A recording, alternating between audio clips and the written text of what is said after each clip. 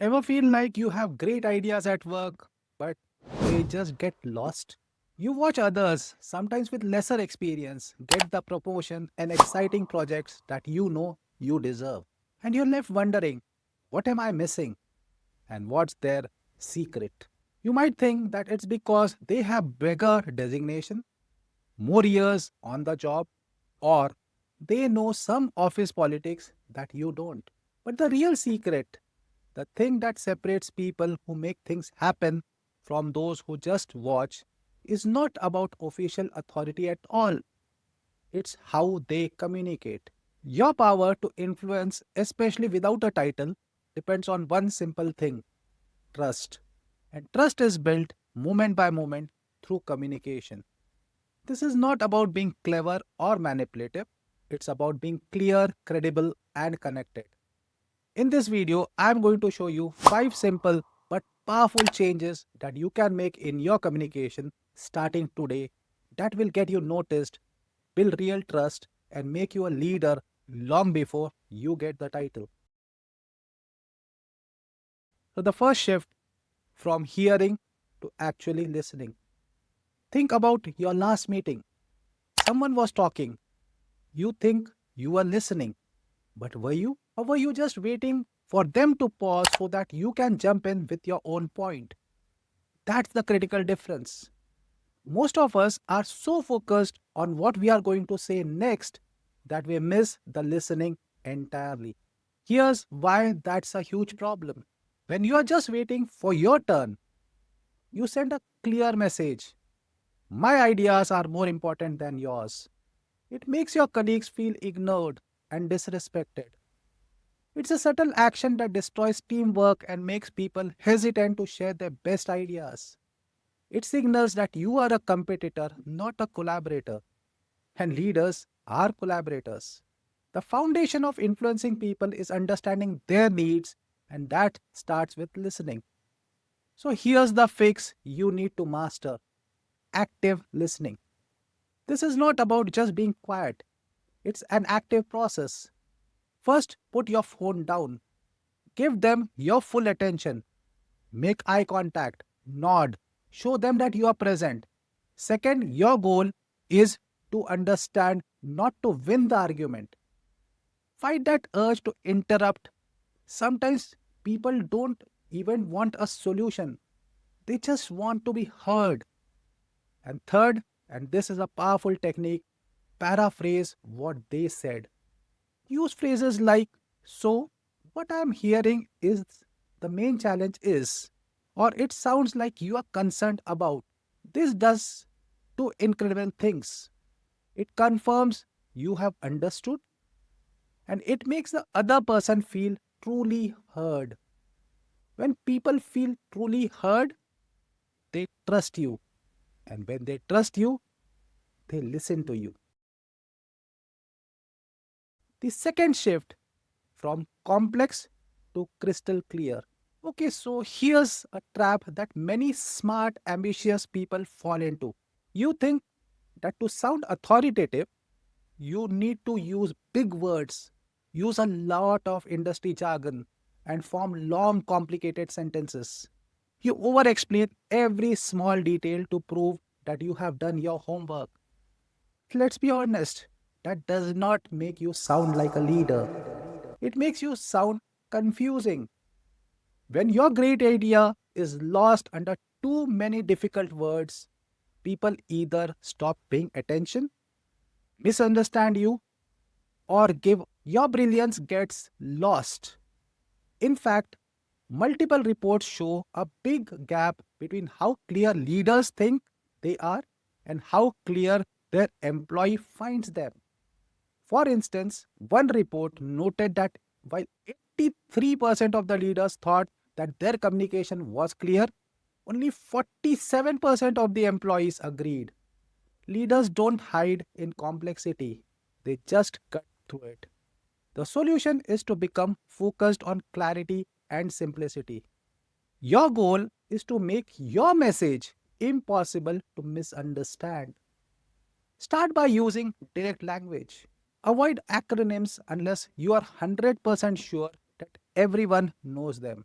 Structure your communication, whether it's an email or a talk, with the most important point first.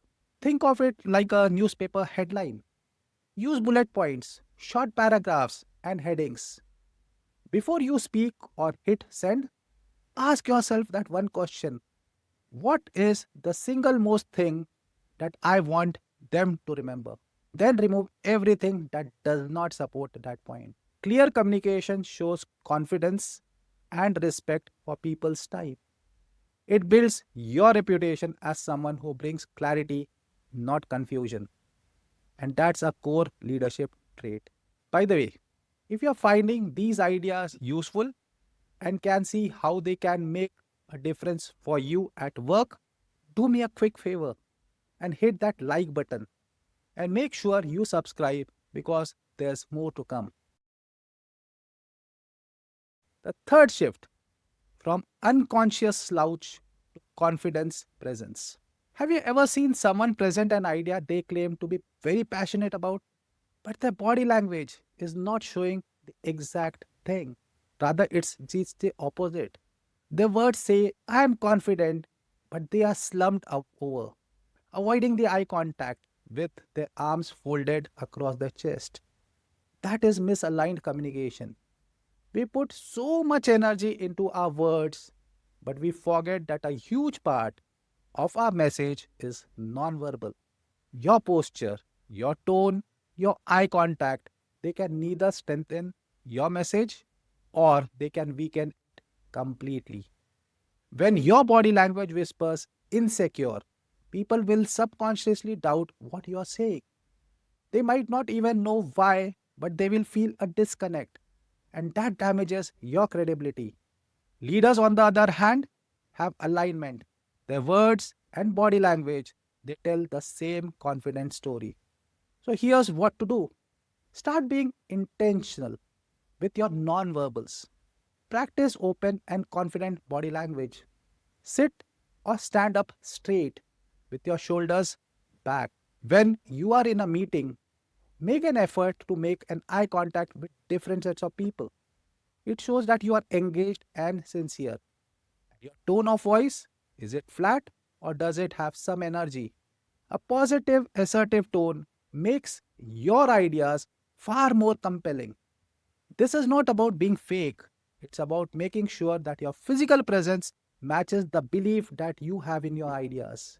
Because people are always watching, and how you carry yourself says more than a title can ever could. The fourth shift, from being awkward avoidance to proactive feedback.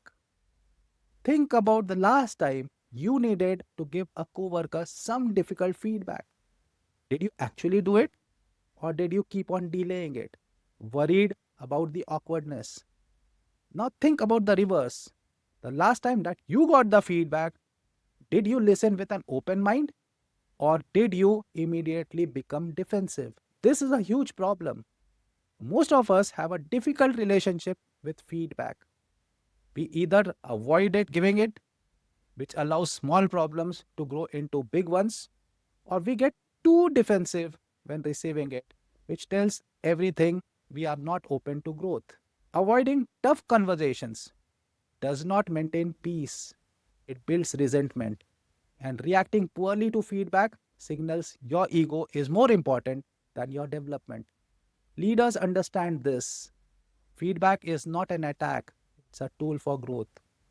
The key is to reframe feedback as a tool for influence and learn to handle it professionally, both giving and receiving. When giving it, use simple, effective formula: situation, behavior, impact, SBI. In the client meeting this morning, state the situation. When you interrupted the client a few times, that's the behavior. I noticed they seemed to withdraw and we could not get some key information. That's impact. It's objective, it's specific, it's focused on finding a solution. Even more crucial is how you receive it. When someone gives you input, your only job in that moment, rather, is to listen without defending yourself.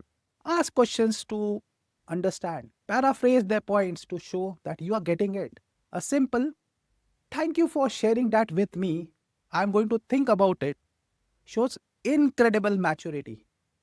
Being graceful with feedback is a massive sign of leadership because it proves you are committed to growth, not your ego.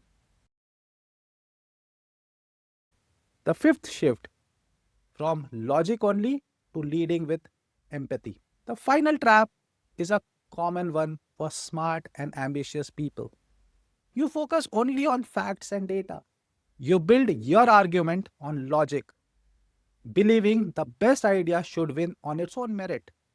But you completely forget that the humans are involved. When you ignore the emotions and perspectives of the people you are trying to convince, you can seem cold, transactional, and a bit robotic. People won't feel comfortable bringing you their real concerns, and they won't feel a personal connection to your goal. You might be correct, but people won't support your idea. And influence without support is impossible. Empathy in leadership is not just being lies quality, it builds trust and a safe environment. The solution is to consciously practice empathy. In a professional setting, it does not mean you have to solve all their personal problems. It just means you see and acknowledge their emotional state. It's about understanding their viewpoint, even if you don't agree with it. Try adapting your style to the person you are talking to. If a colleague seems stressed, acknowledge it. "I can see this is frustrating. Tell me what's going on."